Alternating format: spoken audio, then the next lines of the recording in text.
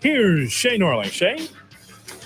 Good morning, boys, on Bears Friday. How we feeling? We're feeling good. Awesome, man. And Troy Aikman is in with me that he's going to throw for well over 4,000 yards. Let's go. You know, we talked about the weapons that he's going to have. I think if Caleb Williams can stay healthy, I do believe he'll throw for well over 4,000 yards, and he's going to bring something to this team. For show. How about that?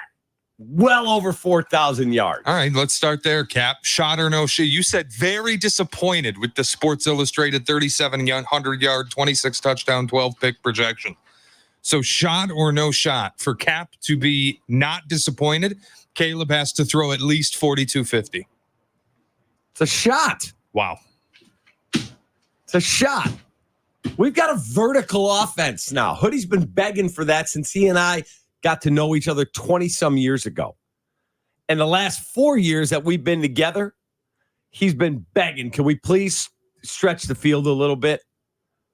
And guess what? We've got the guy that can do it. If he stays healthy, he will go over 4,000 yards. And if he doesn't, I'll be disappointed. Sorry. That's my take, and it's my take. I said 4,250. I want to know if we're sticking the hard line there, Hood. I'm unbothered by all of this. Just completely unbothered by it. I mean, we never focus on the big picture. It's always the ancillary nonsense. The big picture is for the ball club to get better, for them to be able to get to the playoffs. It doesn't matter what the numbers are. What it matters is health, and it also matters whether or not the ball club's getting better. Wait a minute. If he throws for 3,200 yards, okay, if they go 15-2 and he throws for 3,200 yards, then some running back had an unbelievable year. If he plays 17 ball games, 16 ball games, he's going to throw for 4,000 or more. And if he doesn't, it will be disappointing. Okay. How many quarterbacks do you think threw for more than 4,000 yards last year? 10. Exactly 10. Yeah. Well, he should be one of them because all I've heard about since he won the Heisman is that kid's generational. I've watched a lot of tape on that kid. I've watched a lot of games. Maybe not as much total college football as you two guys, but I watched everything because I knew that kid had a chance to be with us. That kid's a beast. And if he's everything that we've been sold with all these weapons, he better throw for 4,000 yards. All right, big, bold statement. If he throws for under 4,000 yards, Eberflus should be fired. Shot or no shot? What's the record? Well, obviously, if he's under 4,000 yards, that's a non-playoff team, right? Not necessarily. Then that's my point. It doesn't matter. Right, but I'm saying to you, if he throws for 3,200, you're going to be disappointed. We'll be like, that's it? I will not be disappointed because this guy's got a really bright future with this team. Everyone's trying to put all the eggs in one basket in one season, and that's just nonsense. It is. Again, the focus is for the ball club to get better and for them to be a playoff team. Again, the big number that matters to me is the win column, but the big W. But for them to be a playoff team, in my opinion, he has to be on the field, and he will put up massive numbers. Okay. That's that. And actually, those massive numbers also don't necessarily equate to a playoff berth either. The defense could be awful. Herbert. And the defense could be awful. Also, it could be really bad too. No question. I mean, that's why, to me, all of this, I'm not necessarily taking stride because I'm excited about the season, but I'm not going to be like one of these talking heads on television, doing pie in the sky predictions when we haven't seen Waldron work, we haven't seen Caleb work, we haven't seen Odunze work, we haven't seen how this offensive line works. Again, the time-honored tradition in the National Football League is to be able to have a rookie learn on the job incrementally week in and week out, season in and season out. We can only mention on one hand the special quarterbacks that stepped into this league and were fantastic. Agreed, but the game's also played differently. Doesn't matter. Yeah, it's played differently, but it doesn't work for everybody. More vertical. I mean, look, one of my kids said to me, Troy Aikman's numbers, how did he get in the Hall of Fame? I'm like, because the game was played different. Go back and watch. That guy's a winner. That guy was a stud. Absolutely. Nobody handed the ball off better than Troy Aikman. Here's Shay Norling. Shay? Wow. I want to stick with this for a second. How many quarterbacks, Cap, all time, rookie quarterbacks in NFL history have thrown for 4,000 yards? Well, I know Andrew Luck did it. I know C.J. Stroud did it. I would doubt that Peyton did it because he went 2-14. I would doubt Aikman did it because he went 2-14. Is Herbert on that list? Herbert absolutely did it. I'm going to say 5. 5 is the right number. The 2 you're missing are Jameis Winston and Cam Newton. All of them in the last 10 seasons. Yeah, because the game is played seasons. differently. And they are going to go downtown. And when Geno Smith throws for north of 4,000 with Shane Waldron, guess what? I want that from Caleb Williams. Sue me for having high standards. We all want it. I'm just saying it would be exceptional. It's happened 5 times in 15 seasons. Good. It's going to happen 6. I hope. So bet it on DraftKings or ESPN Bet or wherever you get your feet wet. Bet it because it's going to happen. Yeah, you're missing your own gimmick. Your own gimmick is chasing greatness. You're missing the chasing part. You're chasing greatness. Here's Shay Norling. I'll always chase greatness. No, I'm talking about Caleb Williams and the Bears.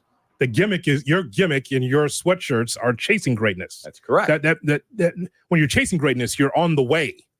If you think greatness will happen in year 1, take out the chasing and just have greatness t-shirts.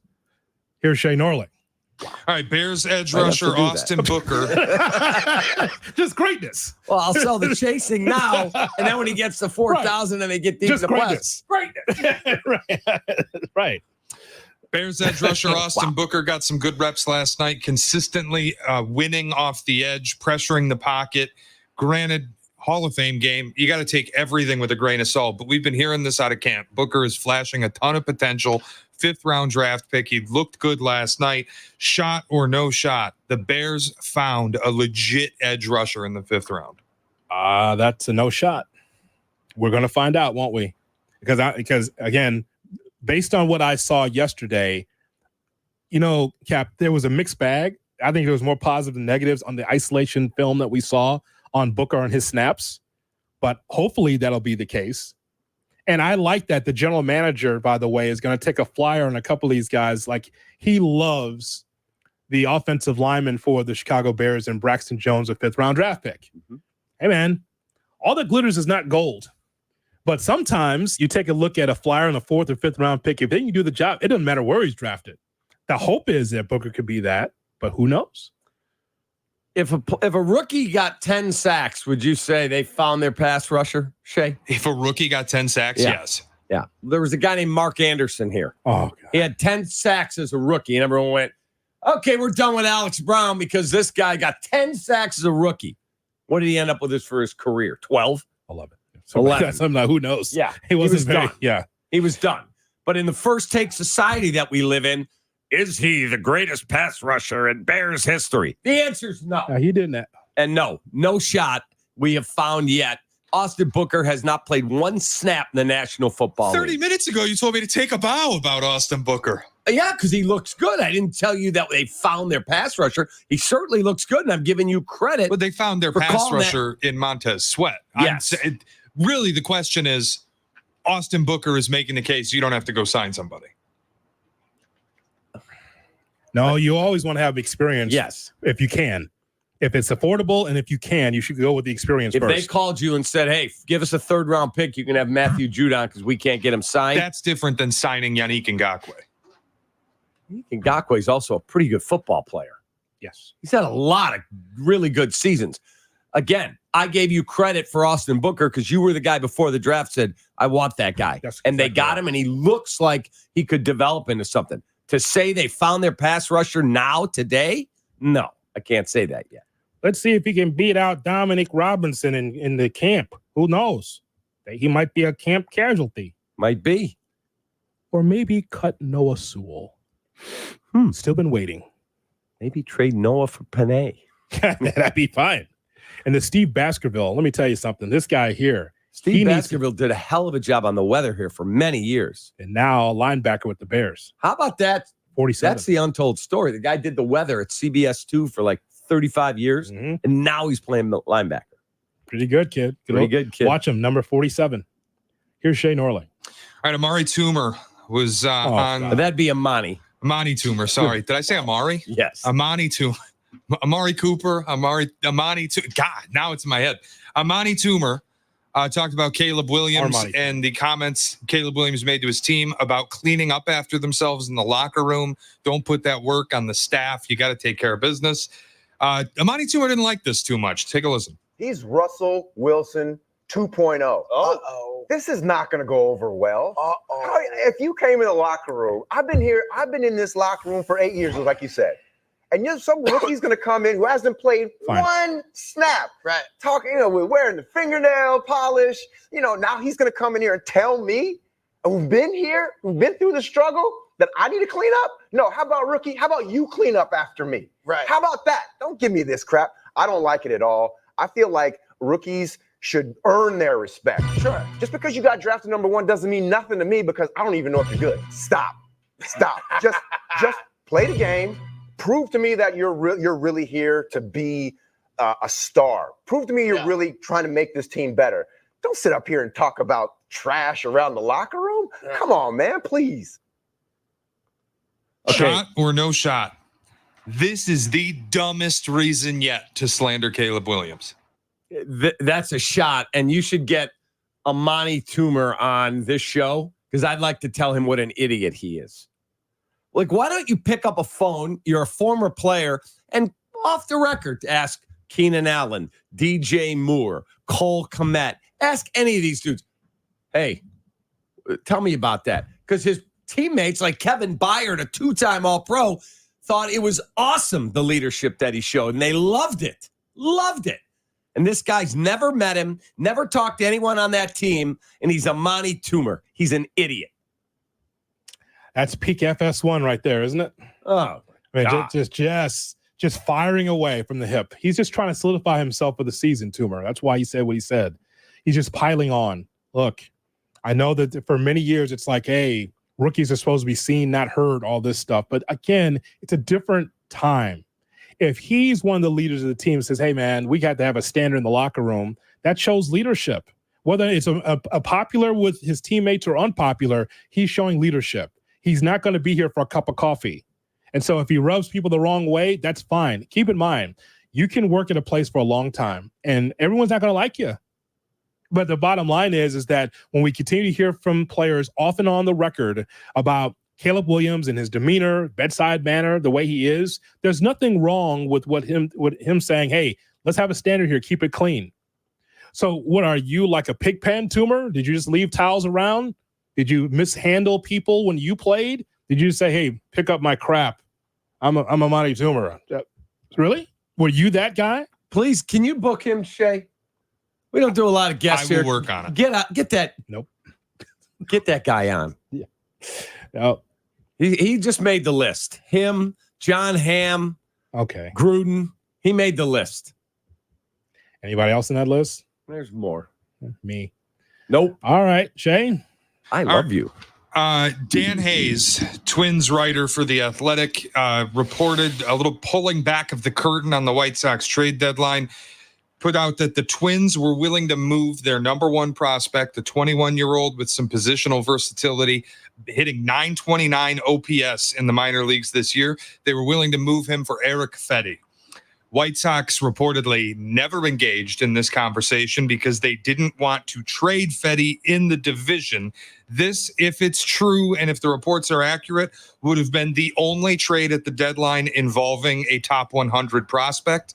White Sox ended up settling for the 3-team deal with the Dodgers and the Cardinals, moving Fetty, Pham, and Kopech for a few prospects from the Dodgers. Shot or no shot? If Chris Getz was holding on to Fetty from Minnesota because he didn't want Fetty in the division, that's going to be the worst move of his career. Well, Bruce Levine, who I have great respect for, is pushing back, saying that it is not true that you could have got a top 100 prospect, this kid from Minnesota. And so it's a story that's not true. We'll find out. Got to do more research on it. But I would tell you this. If the Reinsdorfs told Arturis, we want you to not trade Alex Caruso for 2 number 1s or a top 10 number 1. We don't want 2 number 2s for Andre Drummond because we got to try and make the playoffs when they had less than a 2% chance of being in the playoffs. Maybe they told this to Getz. Who knows the way those things run around there, right? Yeah. Like if Jerry or Michael are sticking their beak in on trade talks, I mean, what the hell? That wouldn't surprise me. Me either. Yeah. So Shay, would it be the worst on Getz? Well, Getz is part of the organization, so I suppose what I would say that is if we do a deeper dive, it could be more than just Chris Getz making that alleged move. Well said. It would be Jerry. It's the whole organization, Sure. but somebody's got to wear the blame, and I can't fire Jerry Reinsdorf. So, well, you can't put the blame on someone if it's not their call. What if he picks up the phone and goes, Jerry, I can get a top 100 prospect for Eric Fetty from the Twins. I don't want to trade him in the division. Who cares? Well, he's Eric Fetty. I fired Jerry in 2010, personally. Yeah, well, if we could, but if what you guys are saying is true, then we should all just give up until Jerry Reinsdorf moves on from owning this team in whatever capacity that entails. That if what you're saying is the case, then we might as well just give up. Well, I mean, but this is the embodiment of a meddlesome owner or someone that sticks his beak in there. It is, Cap. You're right. It just is. I mean, we go back to La Russa. Again, it worked out in year one, but again, on the surface, it was not the right call. The general manager should have the right to generally manage. Exactly right. And then judge him accordingly so. And one thing I've asked Theo, I heard Sylvie say yesterday, should the Cubs spend more money? Yeah. Sure. They've got the ability. He's right. They have the. Do they spend a lot and they got very little return? They're in dead last? Fair. They spent $230 million. Fair to say that they spent enough to be better. Could they spend more? Absolutely. If Juan Soto's out there and says, I'm interested, there should be no price they won't pay. They're the Chicago freaking Cubs. But one thing Theo and Jed have both told me is if they go in and say, hey, we're trading, who's the best player on the team? We're trading Justin Steele for the rights to Jonathan Hood. Ricketts is not going to tell them they can't do it. Right. He just gets out of okay, tell me why. Just explain why you're doing that. Here's what I would. Okay. He said, because I can't judge you if I'm telling you what to do. That's fair. Which is fair. Mm-hmm. So good and bad there. More baseball with Jesse Rogers coming your way at 8:35. But first, around the NFL. That is next on the home of the Bears, ESPN 1000.